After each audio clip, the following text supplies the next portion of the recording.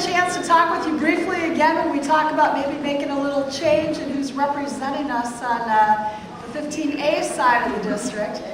But just wanted to kind of start out by talking about a few things.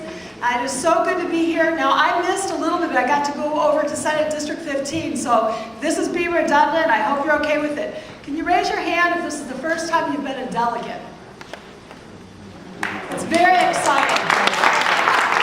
Very exciting. Well, just a few things real quickly. We're off to a great start at the Capitol. I've been doing work, as some of you know, down there for a long time before I got elected, and I've never seen such a fast start.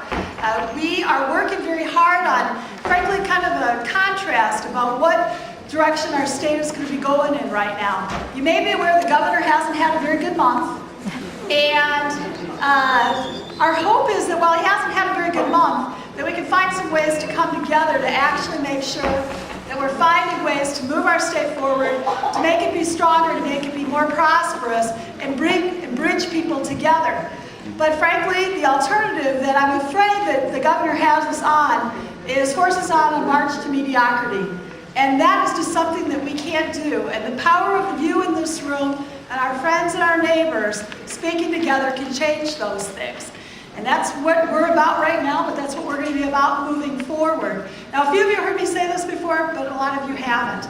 You know, so far this session, we've gotten a chance to have on the ballot a constitutional amendment where voters are going to get a chance to decide whether or not we're willing to invest a little bit more in our land, our water, and our way of life.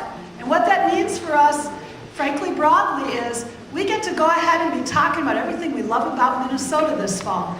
And that might be about certain things on that ballot, but it also means we get a chance to talk about health care, about how we're making sure that our kids can get a good education.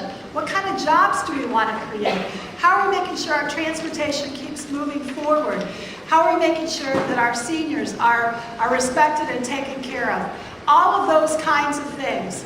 We've passed landmark legislation in transportation, and it's been hard fought. 20 years of people coming together to try to figure out, thank you. And that's all because of you guys.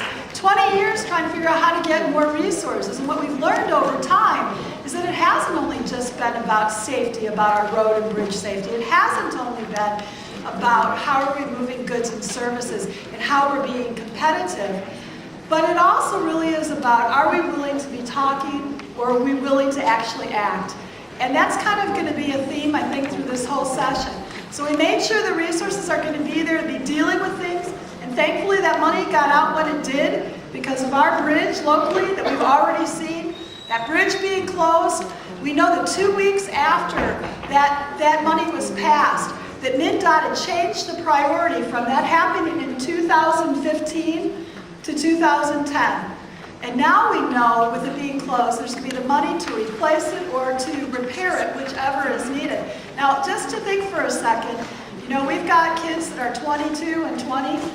Under their former way, with no new money, one of them would have been 30 before we got there. You know, that's a long time. We can't afford for that to be there. But now with that foresight, taxpayers are going to see, Minnesotans are going to see some changes right away. We're also making sure we have new leadership to be leading MnDOT, because it wasn't just enough that we needed resources. We need to have the trust that the resources are going to be managed effectively. Right now, we're working on a couple of major things. Healthcare reform, something pretty important, I think, to most people in this room, and we're trying to make sure we've got the building blocks to be moving forward there. I got to tell you, this is one of those places where the hard work comes in, because it's easy for people to say, I'm for healthcare reform, I'm for changes, right, Jeff? But it's hard when there are so many different issues and complications and competing interests to actually do it right. And so it's important that we didn't just have task forces over the summer, and they've done a lot of hard work. But now, when it gets politically more and more difficult, you're going to have to give me Mark 30 seconds. I'm going to ignore that. I'm going to be Larry Halsey. We need to go ahead. Larry and Jeremy. We need to make sure that we're rolling up our sleeves and getting past that. So together, if you've got ideas, we're going to do that. The other thing that we're working on right now is a jobs and capital investment bill. We believe that it's important that we get people back to work, and we're strengthening our infrastructure around the state. You can talk faster when I need to. We know that our state economist, Tom Stinson, has told us that we need to be thinking about our near short term. We need to be thinking about infrastructure, investing in human capital, investing in research and development. And this bill is going to help us do that. So hopefully we can get past arguing about size and start focusing on our future. The other thing is that, especially for those of you who are new, you're getting to the precinct caucuses and you're coming here today are really important. But if you do nothing else between now and the election, besides showing up for votes, everything you care about loses. But what we do know is that working together, door knocking, talking to our neighbors, talking to people on the phone, together we can make the changes that started happening when Larry and I got elected in that special election, when Representative Haas got elected in his election.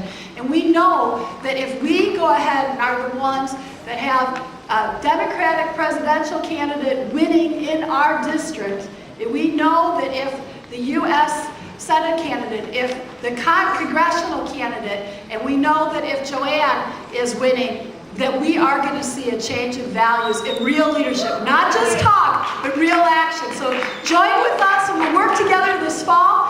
And thank you so much for being here today.